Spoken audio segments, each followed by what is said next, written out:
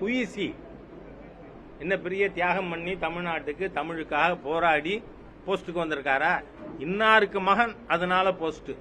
அது தவிர நான் கேட்கிறேன் உதயநிதிக்கு what locus standi got to remain in பாலிடிக்ஸ்னு கேட்கிறேன் நான்.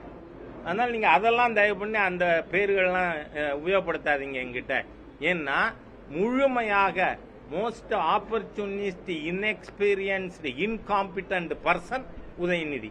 அதனால பேச வேண்டாம். நான் சீஃப் மினிஸ்டர் கேட்கிறேன், உங்களுக்கு துணிச்சல் இருக்குமானால் we will not cooperate with the election commission சொல்லுங்க, அதுக்கப்புறம் பேசுவோம். நீங்க இருக்கீங்களா இல்லையா அந்த போஸ்ட்லன்னு பாத்துருவோங்கிறேன் நான்.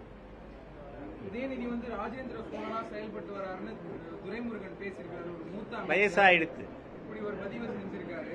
இல்ல அந்த பதிவுக்கு காரணம் சொல்றேன்னா, ஏஜ் ஆயிடுத்து, சினிலிட்டி வந்திருக்கும், என்ன மறதி வந்திருக்கும், முன்னுக்கு பின் முரணா நாம என்ன பேசுறோம்னு தெரியாம பேசுவார். பாவம் வயோதிகர் துரைமுருகன். அதனால பாவம் நம்ம அந்த மார்ஜின் அவருக்கு விட்டு மன்னிச்சு விட்டுருவோம்.